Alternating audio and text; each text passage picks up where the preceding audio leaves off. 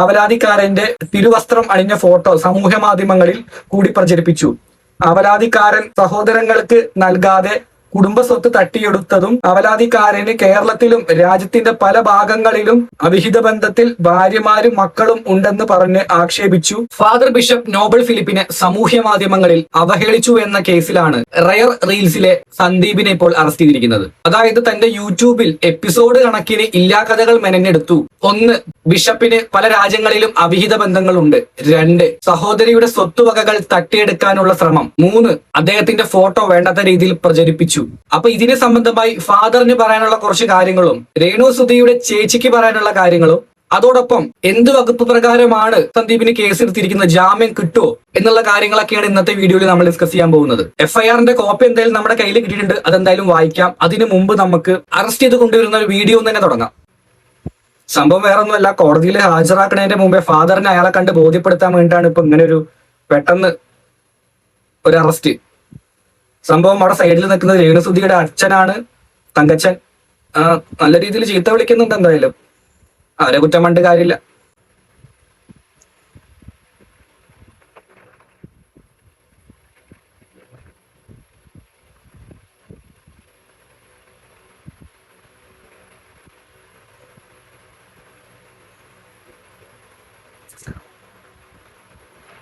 അപ്പൊ എന്ത് വകുപ്പ് പ്രകാരമാണ് റയർ റീൽസിൽ സന്ദീപിനെ അറസ്റ്റ് ചെയ്തിരിക്കുന്നത് എന്നുള്ളത് പറഞ്ഞു കഴിഞ്ഞാൽ BNS 192 Kerala police act 120 section പ്രകാരമാണ്. ആ FIRന്റെ കുറച്ച് ഭാഗങ്ങൾ വായിക്കാം. പ്രതിക്ക് അവലാതിക്കാരനെ വ്യക്തിഹത്യ ചെയ്യണമെന്നും മാനഹാനി വരുത്തണമെന്നും ഉള്ള ഉദ്ദേശത്തോടും കരുതലോടുകൂടി റയർ റീൽസ് എന്ന യൂട്യൂബ് ചാനൽ വഴി 13/7/2026 തീയതി മുതൽ അവലാതിക്കാരനെയും കുടുംബത്തെയും സമൂഹത്തിന് മുമ്പിൽ അപഹാസ്യപ്പെടുത്തും വിധത്തിൽ മോശമായി ചിത്രീകരിച്ച് അവലാതിക്കാരന്റെ തിരുവസ്ത്രം അണിഞ്ഞ ഫോട്ടോ സമൂഹ മാധ്യമങ്ങളിൽ കൂടി പ്രചരിപ്പിച്ചു. അവലാതിക്കാരൻ സഹോദരങ്ങൾക്ക് നൽകാതെ കുടുംബസ്വത്ത് തട്ടിയെടുത്തതും അവലാതിക്കാരന് കേരളത്തിലും രാജ്യത്തിന്റെ പല ഭാഗങ്ങളിലും അവിഹിത ബന്ധത്തിൽ ഭാര്യമാരും മക്കളും ഉണ്ടെന്ന് പറഞ്ഞ് ആക്ഷേപിച്ചു. ഉള്ള വീഡിയോകൾ തുടർച്ചയായി അപ്ലോഡ് ചെയ്ത് അവലാതിക്കാരന്റെ പൗരോഹിത്യ ശുശ്രൂഷയെ അപകീർത്തിപ്പെടുത്തി എന്നുള്ളത്. 192 BNS പറയുന്നത് കലാപമുണ്ടാക്കാനുള്ള ഉദ്ദേശത്തോടെ മനഃപൂർവ്വം പ്രകോപനം സൃഷ്ടിക്കുക എന്ന കുറ്റത്തെയാണ് കൈകാര്യം ചെയ്യുന്നത്. കലാപത്തിന് കാരണമാകുമെന്ന് അറിഞ്ഞോ ഉദ്ദേശിച്ചോ മറ്റൊരാളെ ദ്രോഹപരമായോ നിയമവിരുദ്ധമായോ പ്രകോപിക്കുന്നത് ആരെയും ശിക്ഷിക്കാൻ ഇത് വ്യവസ്ഥ ചെയ്യുന്നു. കലാപം യഥാർത്ഥത്തിൽ നടക്കുന്നുണ്ടോ എന്നതിനെ ആശ്രയിച്ച് ശിക്ഷ വ്യത്യാസപ്പെടുത്തുന്നു. കലാപം നടന്നാൽ 1 വർഷം വരെ തടവ്, പിഴ അല്ലെങ്കിൽ 2. കലാപം നടന്നിട്ടില്ലെങ്കിൽ 6 മാസം വരെ തടവ്, പിഴ അല്ലെങ്കിൽ രണ്ടും.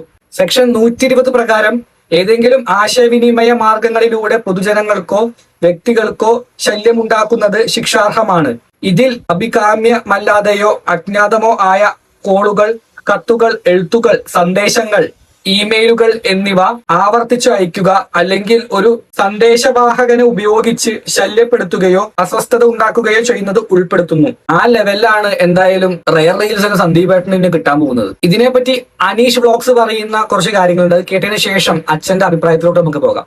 അങ്ങനെ ഒരു എക്സ്ക്ലൂസീവ് വാർത്ത പറയാനാണ് ഞാനിപ്പോ എത്തിയിരിക്കുന്നത്. വാർത്ത എന്ന് വെച്ച് കഴിഞ്ഞാൽ നിങ്ങൾക്ക് എല്ലാവർക്കും അറിയാം, കുറച്ച് ദിവസങ്ങളായിട്ട് 1, 2, 3, 4, 5, 6 എപ്പിസോഡുകളായിട്ട് ബിഷപ്പിനെ കുറിച്ച് ഒരു സാങ്കല്പിക കഥ എന്ന രീതിയിൽ പ്രചരിപ്പിച്ച ഒരാളാണ് റയർ റീൽസിലെ സന്ദീപ്.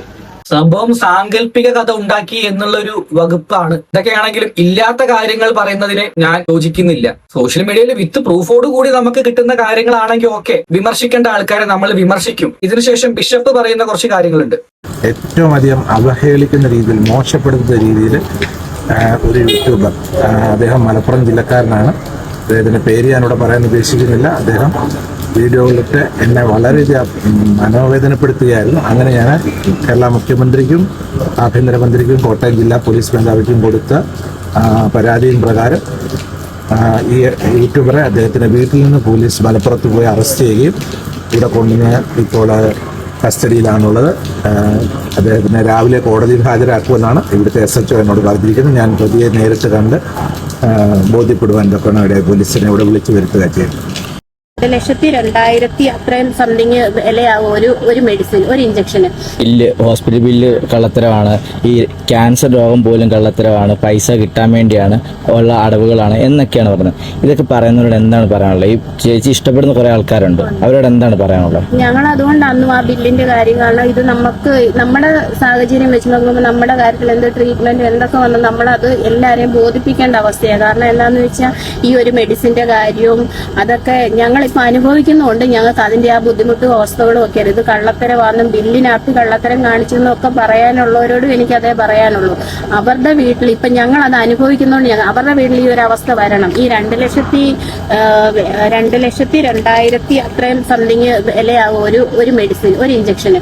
അപ്പൊ ആ ഒരു ഇഞ്ചക്ഷന് വേണ്ടി നമ്മൾ ഓടുന്ന ഒരു അവസ്ഥ ഉണ്ടാകണം. ആ ഒരു അവസ്ഥ ഉണ്ടായാൽ മാത്രമേ നമ്മൾ എത്ര പറഞ്ഞാലും നമ്മളെ സപ്പോർട്ട് ചെയ്യുന്നവർക്ക് സത്യം അറിയാം. അല്ലാതെ നമ്മളെ രേണുവിനെ ഇതുപോലെ നിരന്തരം ദ്രോഹിച്ചുകൊണ്ടിരിക്കുന്നവരോട് അത് നമ്മുടെ അവസ്ഥ എത്ര പറഞ്ഞാലും അവർക്ക് മനസ്സിലാകത്തില്ല. അവർക്ക് അവരുടെ ജീവിതത്തിൽ ഈ ഒരു അനുഭവം ഉണ്ടാകണം, എന്നാലേ അവർക്ക് അത് മനസ്സിലാകത്തുള്ളൂ. അപ്പൊ എന്തായാലും ഈ സംഭവത്തോട് നിങ്ങൾ യോജിക്കുന്നുണ്ടോ? നിങ്ങളുടെ അഭിപ്രായങ്ങൾ എന്തായാലും കമന്റ് ബോക്സിൽ പറയുക. സബ്സ്ക്രൈബ് ചെയ്തിട്ടില്ലെങ്കിൽ ചാനൽ ഒന്ന് സബ്സ്ക്രൈബ് ചെയ്തിട്ട് അടുത്ത ട്രെൻഡിങ് ടോപ്പിക്സിനായിട്ട് വെയിറ്റ് ചെയ്യുക. തീർച്ചയായിട്ടും അടുത്തൊരു ടോപ്പിക്കായിട്ട് കാണാം. ബൈ.